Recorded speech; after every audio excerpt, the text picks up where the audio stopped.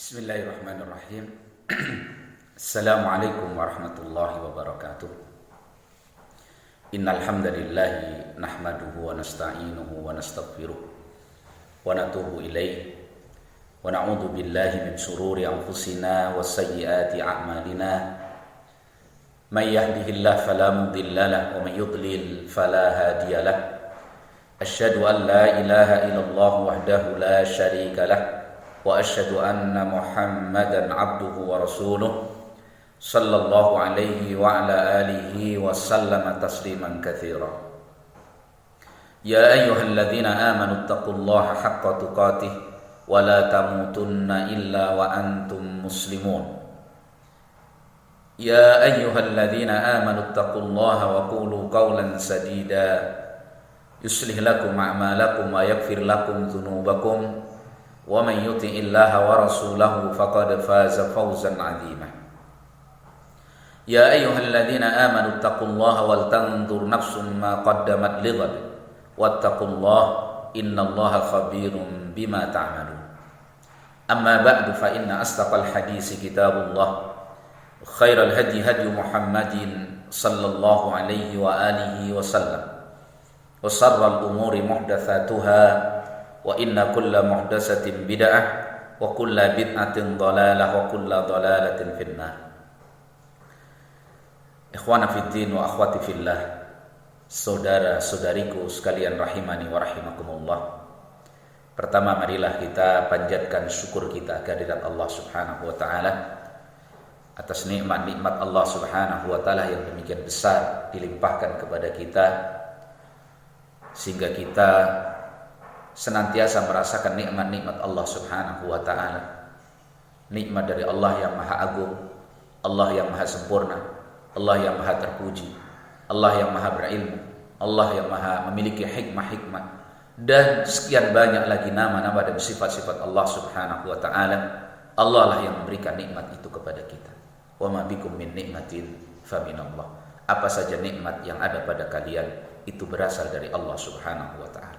Maka marilah kita bersyukur kehadirat Allah Subhanahu wa taala dengan meyakini dan mengakui di dalam hati kita bahwa nikmat yang kita terima itu betul-betul berasal dari Allah Subhanahu wa taala. Demikian juga dengan kita ucapkan dan kita kabarkan akan nikmat-nikmat tersebut dengan lisan-lisan kita sebagai bentuk syukur kita kepada Allah Subhanahu wa taala. Dan bersyukur dengan cara menggunakan dan memanfaatkan nikmat-nikmat tersebut dalam perkara-perkara yang dibolehkan minimal oleh Allah Subhanahu wa taala, dicintai oleh Allah Subhanahu wa taala, ketaatan kepada Allah Subhanahu wa taala. Dan ingat, jangan sampai nikmat-nikmat tersebut justru malah kita jadikan alat yang menolong kita untuk memaksiati Allah Subhanahu wa taala. Fattaqullah, maka marilah kita bersyukur dan bertakwa kepada Allah Subhanahu wa taala. Saudara-saudariku rahimani wa rahimakumullah, alhamdulillah, nikmat Allah juga yang telah menyampaikan hidup kita sampai pada saat ini di akhir Sya'ban.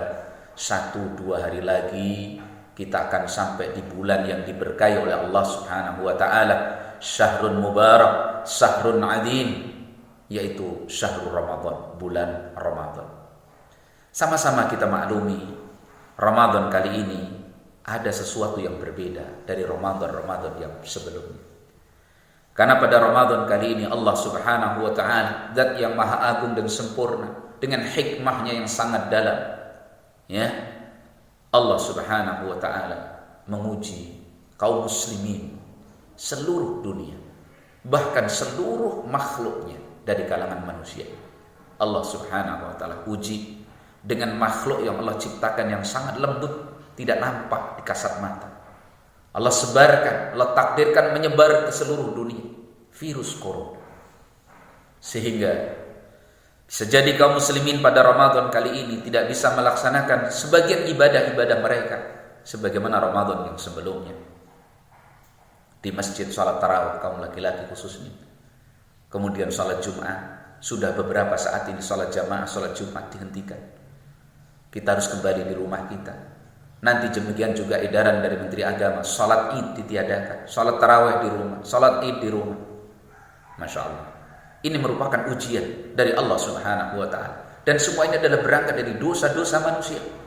Kesombongan-kesombongan yang ada pada manusia, kepongahan-kepongahan mereka, lupanya mereka kepada Allah Subhanahu wa ta'ala.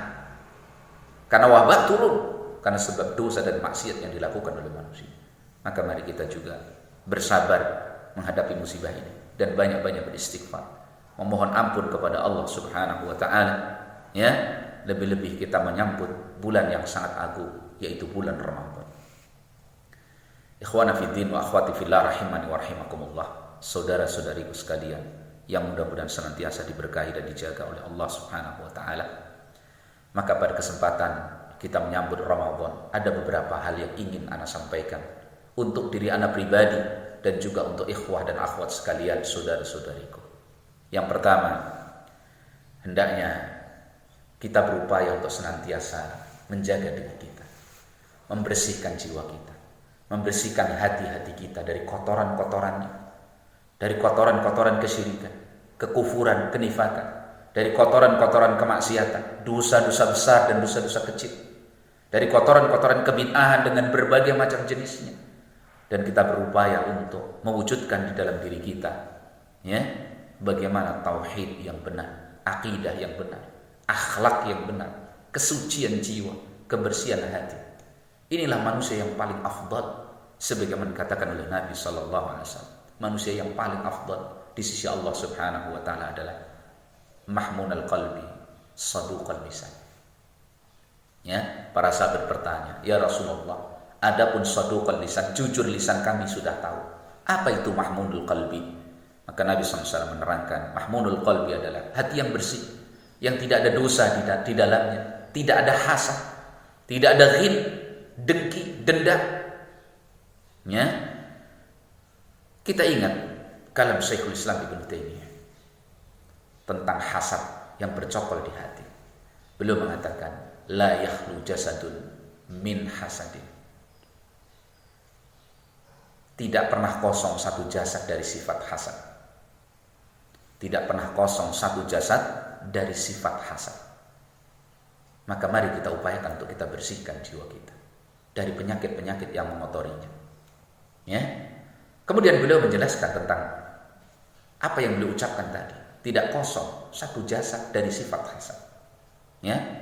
Wa ammal laimu yubdi wa ammal karimu yukhfi. Adapun seorang yang tercela, yang rendah jiwanya, yang kotor, maka dia akan menampakkan hasadnya tersebut. Sedangkan orang-orang yang mulia, dia akan menyembunyikan hasadnya. Dia akan berjuang untuk melawan hasadnya, keburukan-keburukan hasad tersebut dalam rangka mentazkiyah diri mereka, membersihkan diri mereka, mensucikan hati mereka. Karena mereka faham bahwa ini adalah kewajiban pokok dia terhadap dirinya sendiri, sebagaimana yang itu diamanahkan oleh Allah Subhanahu wa taala. Allah Subhanahu wa taala berfirman, qad aflaha man zakkaha wa qad khaba man dassaha.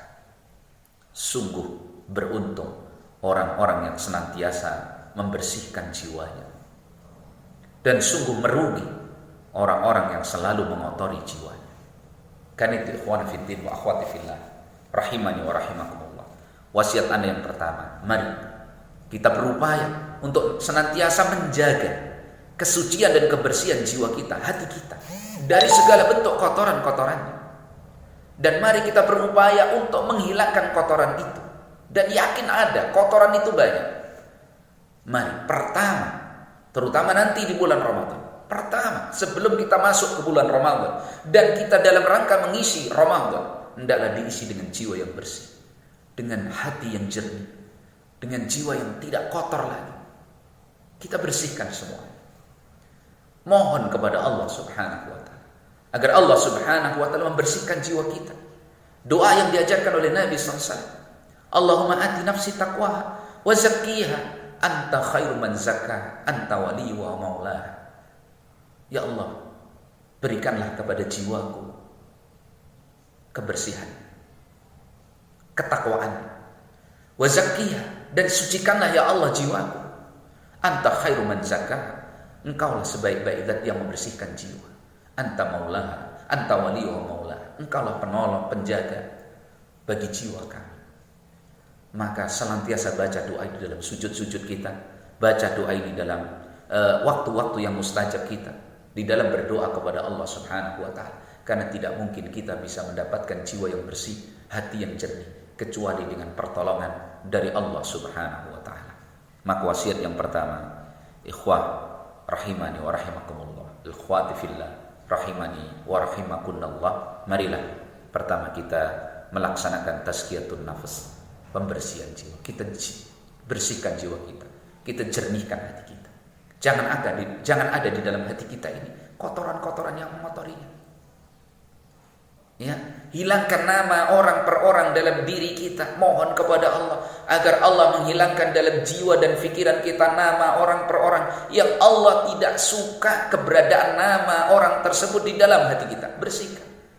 Mohon kepada Allah agar kita melupakannya, agar Allah menghilangkannya, sehingga tidak ada perkara-perkara yang mengotori jiwa.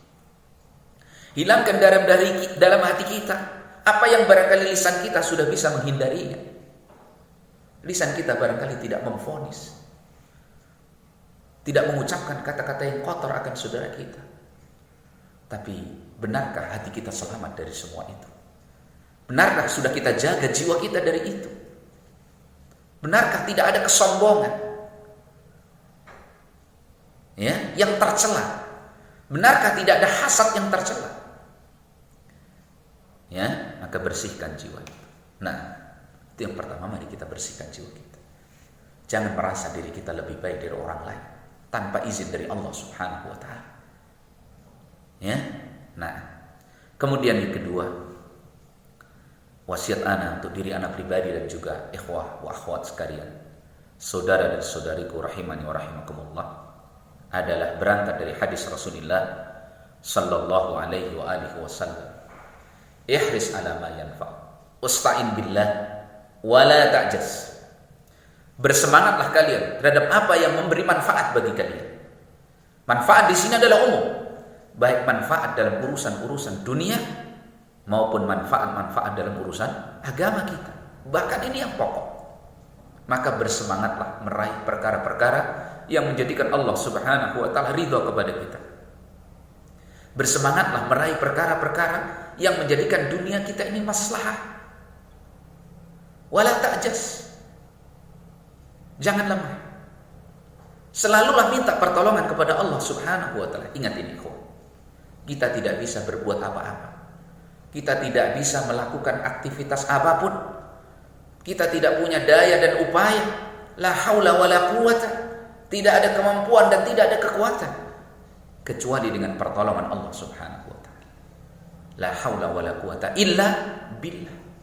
Maka Nabi SAW selalu mengkaitkan ihris ala ma yanfa'u wasta'in billah, dan selalu meminta pertolongan kepada Allah Subhanahu wa taala.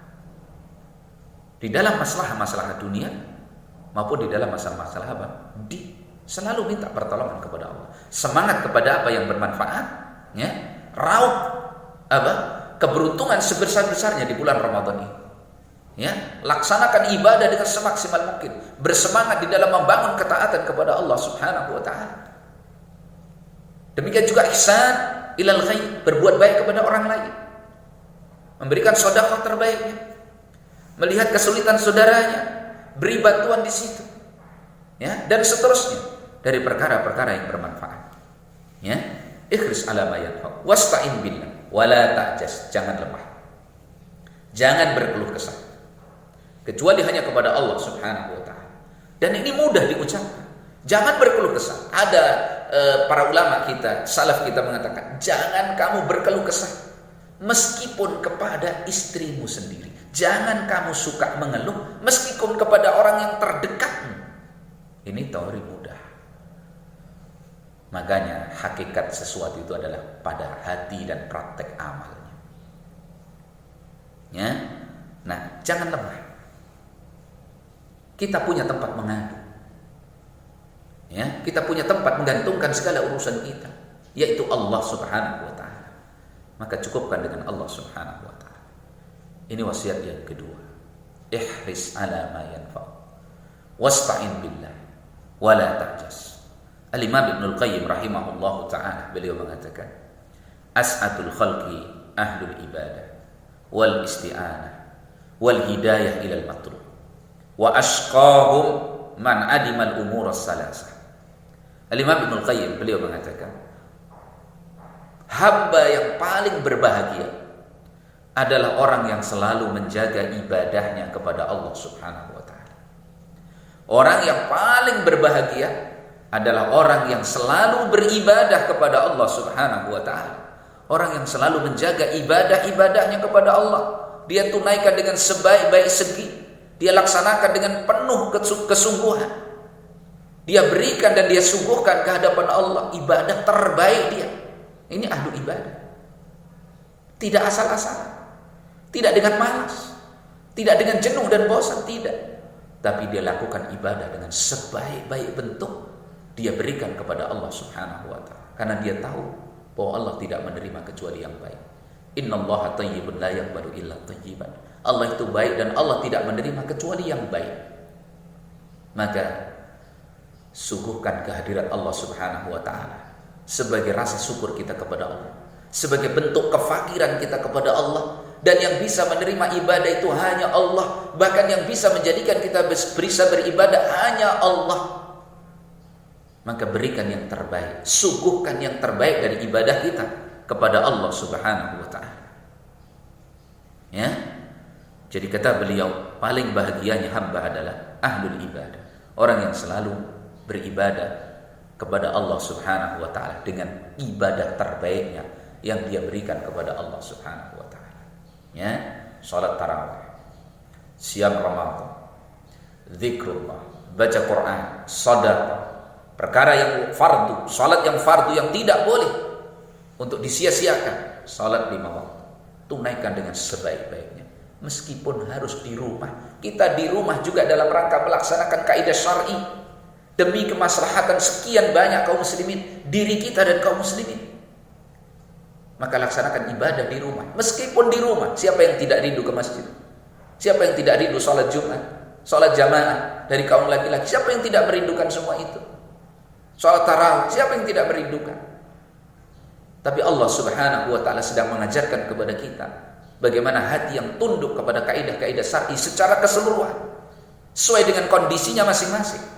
Saat ini kita berudzur mengikuti petunjuk para ulama kita, pemimpin-pemimpin kita, demi kemaslahatan yang lebih besar, maka tetap itu kita ambil dan kita laksanakan dengan penuh pengharapan kepada Allah Subhanahu wa ta'ala. Ya, kembali kepada kalam Imam Ibnul Qayyim. Paling bahagianya hamba Allah adalah ahli ibadah. Kemudian wal isti'anah, orang yang selalu meminta pertolongan kepada Allah Subhanahu wa ta'ala. Ini orang yang betul-betul berbahagia. Orang yang selalu menggantungkan dirinya, menyandarkan dirinya kepada pertolongan Allah Subhanahu wa ta'ala. Karena dia yakin la haula wala quwata illa billah. Ya, dan orang mendapatkan bimbingan dari Allah Subhanahu wa ta'ala dalam matlub terhadap apa yang dia cari. Dia mencari Allah. Dia mencari ridha Allah. Dia mencari kebahagiaan di sisi Allah. Dia mencari prestasi yang tinggi di sisi Allah. Maka dia selalu meminta pertolongan kepada Allah. Makanya 3 hal ini merupakan sumber kebahagiaan hamba Allah, yaitu orang yang selalu menjaga ibadahnya kepada Allah Subhanahu wa ta'ala. Orang yang selalu meminta pertolongan kepada Allah Subhanahu wa ta'ala, menunjukkan kefakirannya kepada Allah Subhanahu wa ta'ala, dan orang mendapatkan bimbingan dari Allah Subhanahu wa ta'ala untuk mendapatkan apa yang dia cari di dalam kehidupannya. Kemudian sebaliknya, orang yang paling sengsara, orang yang paling celaka dari hamba-hamba ini, dari makhluk Allah ini adalah seorang yang kehilangan 3 hal tadi. Dia bukan ahli ibadah. Dia tidak pernah meminta pertolongan kepada Allah, dan dia tidak mendapatkan bimbingan di dalam hidupnya terhadap apa yang dia cari. Ya, nah, jadi wasiat yang kedua adalah berangkat dari hadis Rasulullah sallallahu alaihi wa alihi wasallam, ihris ala ma yanfa'u wasta'in billah wala ta'jas. Demikian juga ketika kita menghadapi kondisi yang sekarang ini, jangan lupa selalu minta pertolongan kepada Allah Subhanahu wa ta'ala. Tidak ada yang bisa mengangkat wabah ini kecuali Allah Subhanahu wa ta'ala. Sebagaimana Allah yang menentukan, Allah yang menakdirkan, Allah yang menciptakan virus ini. Dia makhluk Allah yang kecil. tapi sempat menggemparkan dunia, meruntuhkan kepongan dan kesombongan orang-orang kufar, orang-orang yang biasa membangkang kepada Allah Subhanahu wa taala, yang membanggakan apa yang ada pada mereka dari teknologi mereka yang canggih, penelitian mereka yang katanya sudah sampai pada titik maksimal, alat-alat mereka yang canggih. Ternyata menghadapi makhluk sekecil ini saja runtuh semua kepongahan. Ya, nah, maka Muslim hamba Allah Subhanahu wa taala dalam keadaan semacam ini, semakin dia mendekatkan diri kepada Allah, semakin dia bertadaruk kepada Allah Subhanahu wa taala, semakin dia meminta pertolongan kepada Allah Subhanahu wa taala, nah, karena tidak ada yang bisa menyingkap semua ini, mengangkat wabah ini, menolong dia untuk bisa mendapatkan kemaslahatan hidupnya kecuali hanya Allah Subhanahu wa taala. Ya. Nah. Kemudian wasiat yang berikutnya, ikhwan fiddin wa akhwati fillah rahimani wa rahimakumullah, berangkat dari hadis Rasulullah sallallahu alaihi wa alihi wasallam ketika Nabi sallallahu alaihi wasallam menceritakan fitnah-fitnah yang beliau gambarkan. Fitnah ini kaqit'atil lailil mudlimah. Nabi SAW mengatakan, badiru bil a'mali fitana, segeralah kalian beramal sebelum datangnya fitnah-fitnah. Kaqit'atil lailil mudlim, fitnah yang seperti potongan-potongan malam yang gelap gulita. Yusbihur rajulu mu'minan wa yumsi kafiran, wa yumsi mu'minan wa yusbihu kafiran. Pagi hari seorang masih dalam keadaan beriman, sore sudah menjadi kafir. Sore mukmin, pagi sudah menjadi kafir. Yabi'u dinahu bi'aradin minad dunya. Dia jual agamanya dengan potongan sedikit, secuil dari kesenangan dunia. Kemudian sahabat Uqbah ibn Amir radhiyallahu anhu bertanya kepada Rasulullah sallallahu alaihi wasallam ketika Nabi menghabarkan fitnah-fitnah yang dahsyat seperti itu. Beliau bertanya, "Ya Rasulullah, man najat?" Ya Rasulullah, apa jalan selamat dari fitnah-fitnah tersebut? Maka Nabi sallallahu alaihi wa alihi wasallam menjawab. Kata Nabi sallallahu alaihi wa alihi wasallam, jalan selamat dari fitnah-fitnah itu, ya, jalan keluar untuk bisa selamat dari fitnah-fitnah yang demikian dahsyat. Kata Nabi sallallahu alaihi wa alihi wasallam, yang pertama, amsik alaika lisana, tahan olehmu lisanmu. Allahu akbar. Wasiat yang sangat agung, kalimat yang ringkas, yang memiliki makna yang sangat dalam dari lisan Rasul kita yang mulia sallallahu alaihi wasallam. Jadi jalan selamat dari fitnah-fitnah yang pertama adalah menahan lisan untuk supaya lisan ini tidak berbicara kecuali yang yakin betul bahwa apa yang dia bicarakan itu membawa manfaat dan membawa selamat. Ya. Dulu dikatakan as-sumtu hikamun wa in qalla fa'iluhu. Diam itu adalah hikmah-hikmah, meskipun sedikit sekali orang yang bisa diam. Jadi jalan selamat dari fitnah adalah menahan lisan. Jangan berbicara di media sosial yang hari ini Masya Allah mudah sekali tersebar, kecuali kita yakin bahwa apa yang kita bicarakan tersebut betul-betul membawa kemaslahatan. Jangan kita sampaikan kepada seseorang satu kalimat, apalagi lebih, kalau kalimat itu kita tidak yakini akan membawa kepada kemaslahatan, tapi yang muncul adalah fitnah. Tahan lisan. Di awal tadi sudah dikatakan, jangan berkeluh kesah. Keluh kesah termasuk dosa lisan. Mudah saya mengatakan jangan berkeluh kesah, tapi Masya Allah. Maka sekali lagi kembali kepada wasiat yang kedua. Tidak ada yang bisa menolong kita untuk menahan lisan kita kecuali meminta pertolongan kepada Allah Subhanahu wa taala. Tahan lisan. Ini petunjuk Rasul yang mulia alaihi wasallam. Kita imani, kita yakini kebenarannya. Nabi SAW ketika ditanya tentang jalan selamat dari fitnah, ya, supaya terselamatkan dari fitnah-fitnah yang seperti potongan malam yang gelap gulita tadi, yang banyak orang yang terfitnah sehingga menjual agamanya. Maka Nabi karena sayangnya kepada umat ini memberikan wasiat yang pertama, amsik alaika lisan, tahan lisan. Mari kita belajar diam. Ya, mari kita belajar diam. Abu Darda radhiyallahu anhu beliau mengatakan, ya, seorang perlu belajar diam sebagaimana dia belajar berbicara.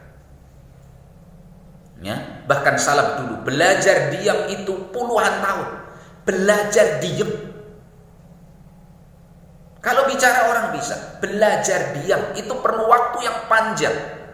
Bertahun-tahun belajar untuk diam. Bahkan mereka belajar untuk diam seperti belajar untuk bicara. Masya Allah. Karena diam itu sulit. Meskipun mudah kita ucapkan diam hanya 4 huruf.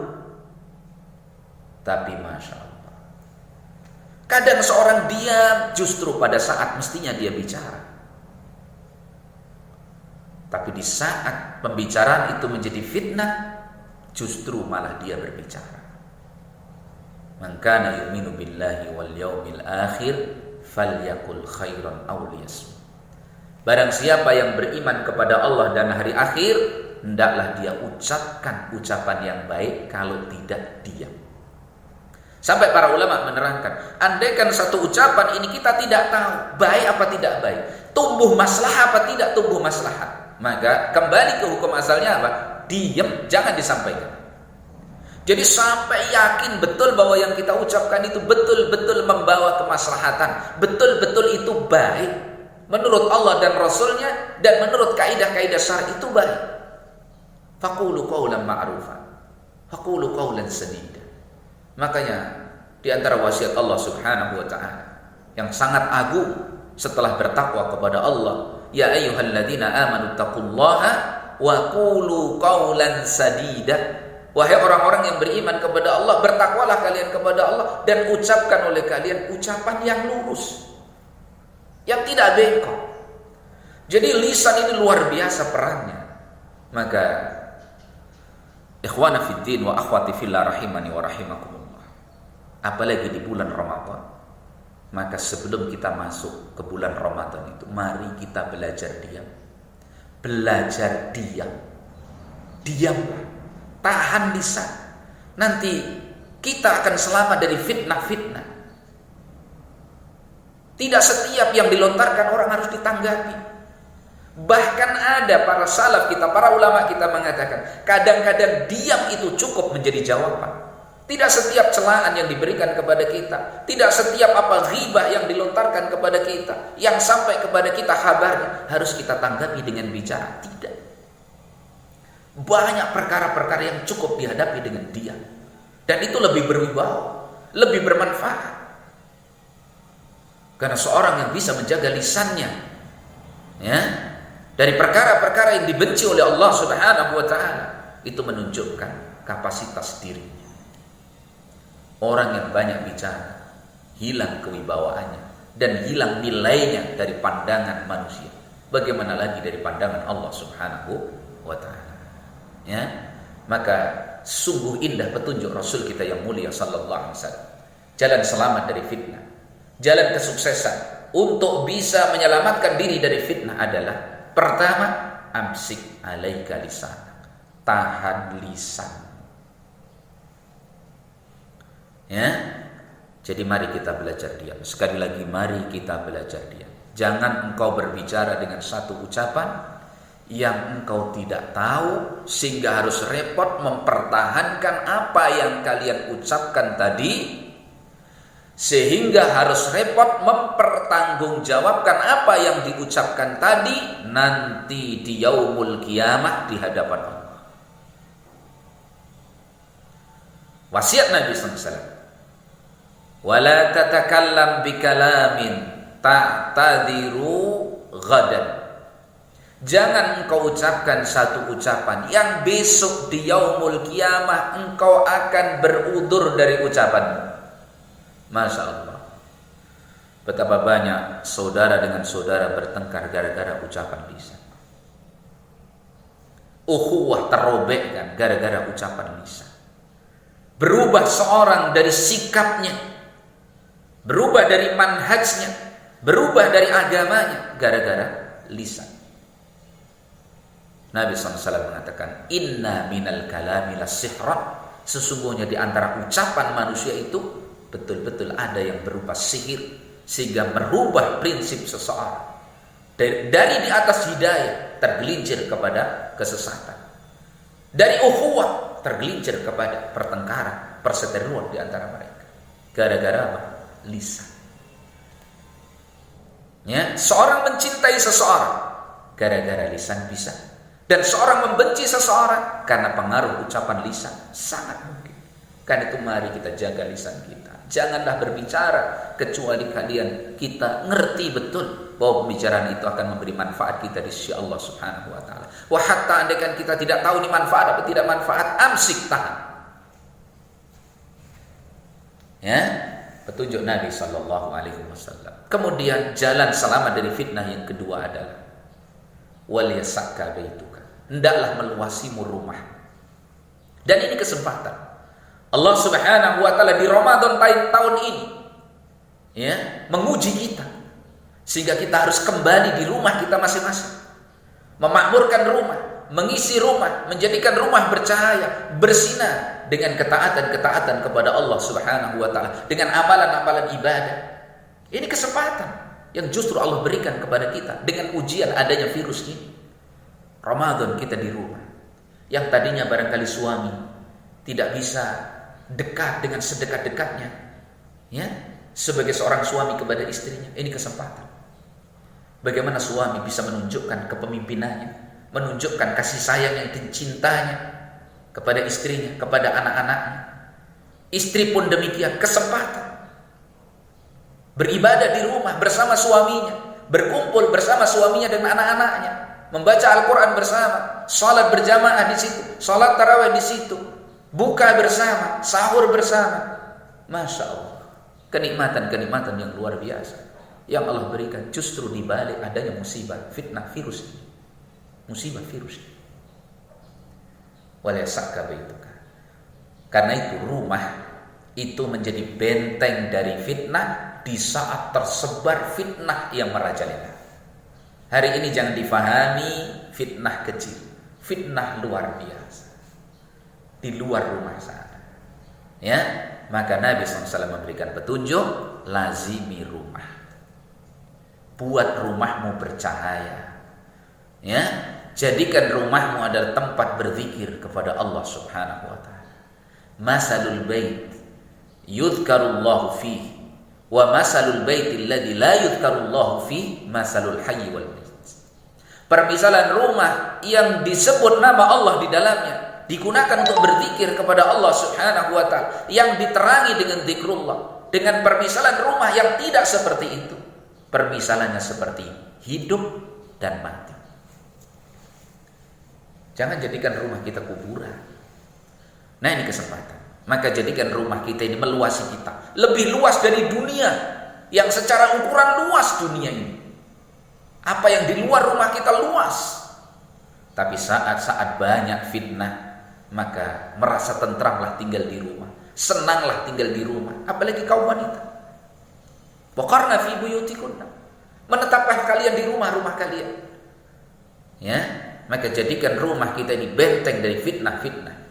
Jadikan rumah kita ini adalah benteng bagi akidah kita, bagi iman kita, bagi ibadah kita, bagi ketaatan kita, bagi akhlak kita dan anak keturunan kita dari fitnah-fitnah. Ini kesempatan kita memanfaatkan rumah kita, ya, sebagai benteng dari fitnah-fitnah tersebut. Waliyasakka baituka. Kenapa Nabi tunjuk rumah? Hendaklah meluasimu rumahmu.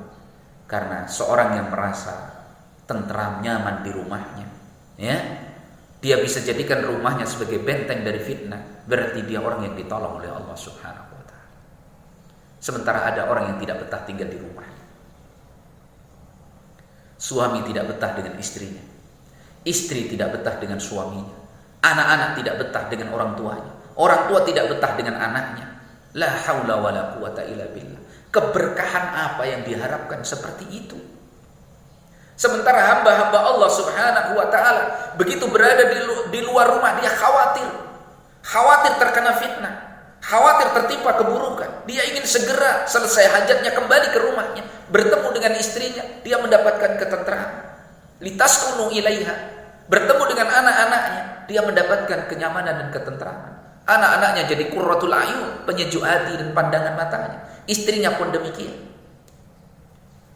Maka Masya Allah, ya, maka Ramadan ini yang dengan takdir Allah Subhanahu wa taala dan hikmahnya yang sangat dalam, kita diminta beribadah di rumah kita masing-masing. Manfaatkan itu sebaik-baiknya. Justru jadikan rumah kita sebagai benteng dari fitnah-fitnah. Berdiamlah di rumah. Para suami, ajari istri-istri kalian, anak-anak kalian tentang ilmu dan akhlak. Ingat pesan Abdullah ibn Umar radhiyallahu anhuma. Beliau berpesan ketika ditanya atau memberi wasiat kepada seorang ayah, orang tua, maka Abdullah bin Umar berpesan, didiklah anak-anakmu dengan adab. Didik anak-anakmu dengan adab. Ajari anak-anakmu adab. Dan ajarkan kepada mereka ilmu yang bermanfaat. Masya Allah, ini tugas besar orang tua. Buat anak-anak kalian beradab, memiliki adab. Bukan sekedar diajari, ini adab, kalau makan pakai tangan kanan, sebelum makan baca bismillah. Bukan hanya itu teori. Tapi betul-betul jadikan mereka punya adab praktek. Bagaimana ketika bicara dengan ayahnya, bagaimana ketika bicara dengan ibunya, bagaimana ketika dipanggil orang tuanya, bagaimana ketika dia beribadah kepada Allah. Jadikan anak-anak kita beradab, memiliki adab, tawadhu, bagus, sehingga orang tua merasa tentram. Kenapa? Kata Abdullah bin Umar, karena kalian wahai orang tua akan dimintai oleh Allah Subhanahu wa taala pertanggungjawaban tentang adab yang sudah kalian tanamkan di jiwa anak-anak kalian dan tentang ilmu yang sudah kalian ajarkan kepada anak kalian. Apa adab yang sudah kalian tanamkan pada jiwa anak-anak kalian? Benarkah anak-anak kalian sudah kalian tanamkan pada jiwanya supaya merasa butuh kepada Allah Subhanahu wa taala? Benarkah sudah diajarkan kepada mereka adab-adab untuk memuliakan dan menghormati orang tua mereka? Jadi orang tua mengajarkan adab kepada anak, jangan sebagai tuntutan supaya anak berbuat baik sama dia. Tidak. Jangan itu tujuannya. Tapi beriman kepada Allah agar ini tertanam pada jiwa anak. Jadi bukan sebagai kebutuhan dia, untuk pribadi dia dan hawa nafsunya, tapi dia didik anaknya sebagai ibadah dia kepada Allah Subhanahu wa taala. Maka andaikan anak terdidik dengan akhlak yang bagus, lalu dia berbuat baik kepada orang tuanya, ini adalah nikmat anugerah pahala yang Allah berikan dari hasil tarbiyah yang dia lakukan. Karena orang tua akan ditanya, kata Abdullah bin Umar, orang tua akan ditanya, dimintai pertanggungjawaban tentang akhlak dan ilmu yang sudah dia tanamkan pada anak-anaknya. Sementara anak nanti akan dimintai tanggung jawab oleh Allah tentang akhlak dia kepada orang tuanya. Sehingga ini Masya Allah, petunjuk pendidikan yang luar biasa. Dan ini kesempatan di bulan Ramadan ini untuk memanfaatkan waktu dengan sebaik-baiknya, bagaimana memunculkan tarbiyah yang sebenarnya, sehingga nanti di akhir Ramadan muncul jiwa-jiwa yang bagus. Seorang suami bagi istrinya menjadi sebaik-baik suami, istri menjadi sebaik-baik istri yang menjadi tentram suaminya bersama dia, anaknya berkah. Anak mendapatkan berkah dari orang tua mendapatkan berkah dari anak. Suami merasakan istrinya adalah istri yang diberkahi oleh Allah SWT. Istri merasakan suaminya adalah suami yang diberkahi oleh Allah Subhanahu wa taala. Di rumah. Coba gambarkan, andaikan istri mendapati suami di malam hari, sepertiga malam yang akhir, dia duduk melihat suaminya bermunajat kepada Allah Subhanahu wa taala, menangis merengek kepada Tuhannya, mendoakan kebaikan untuk dirinya, untuk istrinya yang dicintainya, untuk anak-anak keturunannya. Masya Allah, rumah tangga yang bahagia. Seorang suami memandang istrinya beribadah dengan bagus, menunaikan hak-hak Allah Subhanahu wa taala, membaca Al-Qur'an, menunggui anak-anaknya, mengajar mereka belajar Al-Qur'an, memberikan nasihat kepada anak-anaknya, membimbing supaya dekat dengan Allah. Allahu Akbar. Rumah tangga yang baik. Seorang suami tidak akan bisa menjadi imam dalam agama sampai anak-anaknya menjadi penyejuk pandangan hatinya. Sebagaimana firman Allah Subhanahu wa taala dalam doa yang diajarkan oleh Allah Subhanahu wa taala, Rabbana hab lana min azwajina wa dzurriyyatina qurrata a'yun waj'alna lil muttaqina imama. Syekh Sulaiman Buhairi Hafizullah menjelaskan, seorang tidak bisa menjadi imam dalam agama sampai dia bisa mendidik dan menjadikan istri dan anak-anaknya penyejuk hati. Ya, nah itu jalan keluar dari fitnah, jalan selamat dari fitnah. Yang kedua adalah wal yasaka bait, ilzam baitak, lazimi rumahmu, berdiamlah di rumah, beribadahlah di rumah, taati Allah di rumah. Jadikan rumah saat ini sebagai madrasah bagi kalian untuk mendidik istri, anak, ya, belajar di situ menjadi hamba-hamba Allah Subhanahu wa taala. Jadi jangan disesali. Kemudian yang ketiga, Nabi SAW menutup 3 perkara yang merupakan jalan selamat dari fitnah adalah, ya, wabki ala khati'atik, tangisilah kesalahan-kesalahan. Allahu Akbar. Petunjuk yang sangat dalam. Ya, dosa kita banyak, kesalahan kita banyak, kotoran hati kita banyak, kotoran pikiran kita banyak. Maka tangisi itu, menangislah kepada Allah. Usi nafsi wa iyyakum ayyuhal ikhwah wa iyyakunna ayyatuhal akhwat. 1 kali 24 jam kita tidak menangis kepada Allah Subhanahu wa taala, curigai bahwa bisa jadi hati kita sudah keras. Biasakan menangis kepada Allah. Biasakan menangis kepada Allah Subhanahu wa taala. Rasulullah SAW, para sahabat, biasa mereka menangis kepada Allah Subhanahu wa taala, terutama di dalam munajat mereka malam hari, bersendirinya mereka dengan Allah Subhanahu wa taala. Ibki ala khati'atik, tangisi kesalahan-kesalahanmu. Tidak ada yang bisa mengampuni dosa, memaafkan kesalahan kecuali hanya Allah Subhanahu wa taala. Kebutuhan kita kepada Allah di puncak kebutuhan. Ayyuhan nas antumul fuqara'u ila Allah. Wahai manusia, kalian itu hamba-hamba yang fakir, sangat butuh kepada Allah. Ya, maka 3 wasiat Nabi SAW yang merupakan kunci keselamatan adalah: 1, tahan lisan, terutama di hari-hari yang banyak fitnah seperti ini. Jangan komen. Tidak setiap sesuatu yang diposting kepada kita harus kita komentari.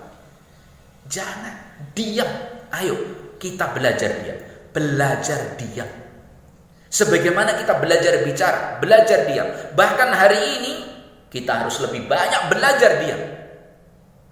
Sudah diam, tidak usah bicara. Diam. Jangan menyampaikan sesuatu kepada orang lain kalau hanya menimbulkan fitnah, menimbulkan kemudaratan. Ya. Kemudian lazimi rumah. Ini walhamdulillah nikmat Allah yang besar.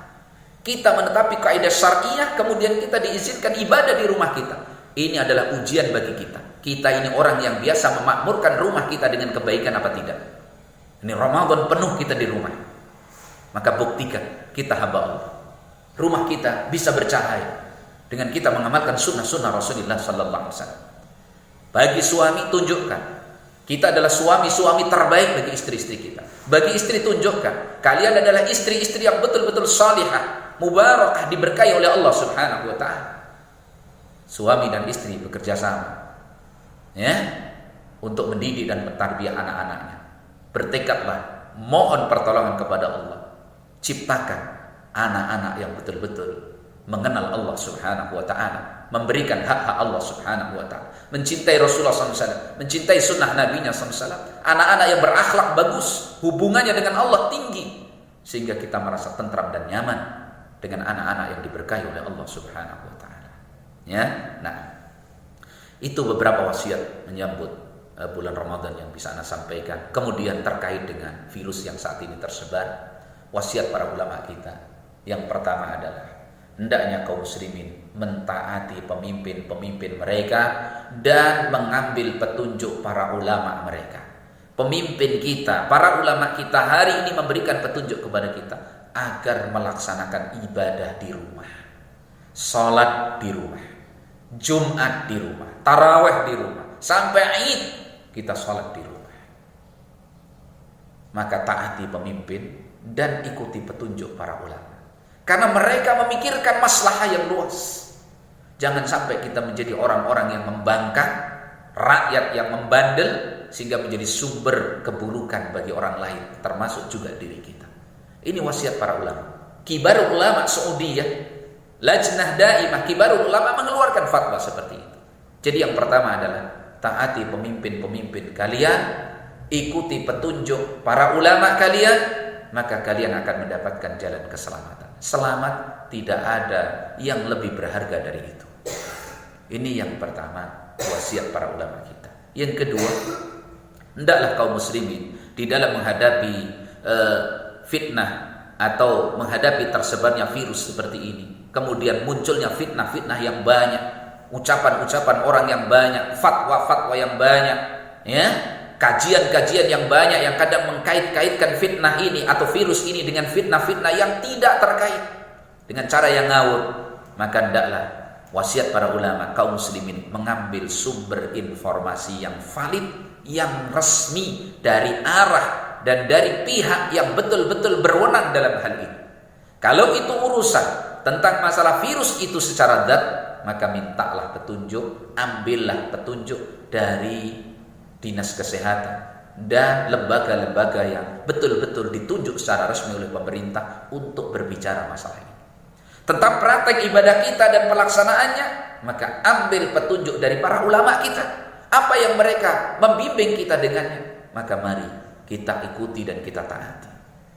Masalah tersebarnya virus terkait dengan ibadah kita ini masalah nazilah, perkara yang baru yang butuh kepada fikih dan ijtihad tertentu, dan itu adalah ruangnya para ulama kita. Sedang para ulama kita sudah memberikan petunjuk seperti itu agar kaum muslimin demi kemaslahatan yang luas beribadah di rumah mereka masing-masing, maka ditaati.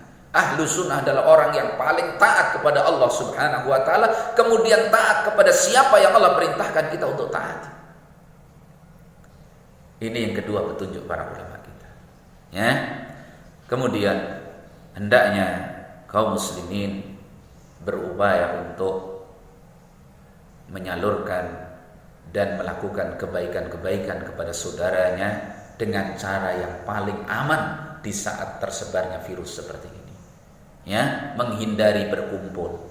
Hatta dalam menunaikan zakat fitr nanti atau zakat-zakat mal yang lainnya, hendaklah dilakukan secara fardiyah, secara sendiri, sehingga menghindari berkumpul, berkerumun orang banyak. Ya, jangan membagi sembako dengan cara massal.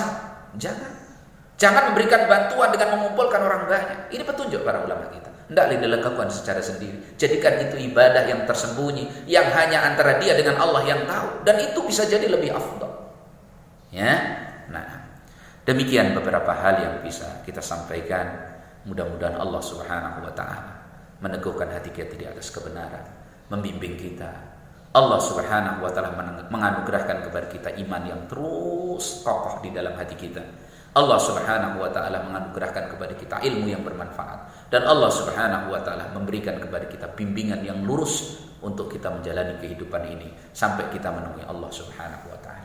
Ana pribadi mohon maaf yang setulus-tulusnya atas segala hal yang merupakan khilaf, kesalahan dari ana kepada saudara dan saudariku sekalian. Dan ana adalah hamba yang fakir, bukan sekedar ingin bergaya tawadhu, tidak, betul-betul membutuhkan nasihat. Ya, berilah hak saya untuk dinasihati, diluruskan, diberi masukan, ditolong, dikuatkan, ditemani, ya. Nah, sehingga kita sama-sama bisa bersekutu di dalam menuju mencari Allah subhanahu wa ta'ala, mencari ridha Allah subhanahu wa ta'ala. Karena kehidupan dunianya sementara. Saat lagi kita tinggalkan kehidupan yang seperti ini, kita harus menghadap kepada Allah subhanahu wa ta'ala. Maka manfaatkan Ramadan dengan sebaik-baiknya, ya. Manfaatkan Ramadan dengan ketaatan-ketaatan kepada Allah subhanahu wa ta'ala. Hentikan maksiat, ya. Taubat kepada Allah subhanahu wa ta'ala, istighfar kepada Allah subhanahu wa ta'ala dari perilaku-perilaku dosa kita, sehingga kita berjanji berjuang keluar kita dari Ramadan nanti dalam keadaan diampuni oleh Allah SWT, memiliki jiwa yang bersih, pikiran yang jernih. Kita siap, ya, untuk memberikan maslahah dengan sebaik-baiknya apa yang Allah Subhanahu wa taala berikan kemampuan dan kekuatannya kepada kita demi kemaslahatan yang luas. Demikian sallallahu wasallam baraka ala nabiyyina Muhammadin wa ala alihi washabbihi ajma'in. Subhanakallah bihamdik asyhadu an la ilaha illa anta astaghfiruka wa atubu ilaik. Assalamualaikum warahmatullahi wabarakatuh.